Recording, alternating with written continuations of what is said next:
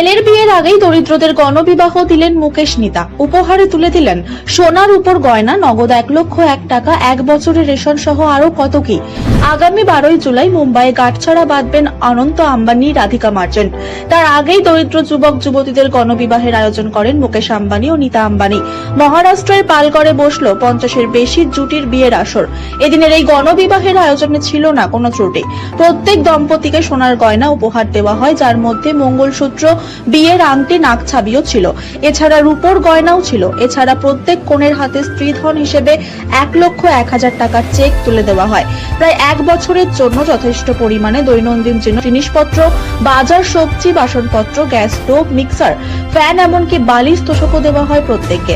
এমনকি অনুষ্ঠানের শেষে রাজকীয় ভোজের আয়োজন ছিল অবশ্যই। এছাড়াও আমন্ত্রিতদের জন্য ভ্যালি জনজাতির তরফা নাচের আয়োজন করা হয়েছিল, যা সেই সন্ধ্যায় অন্য মাত্রা এনে দেয়।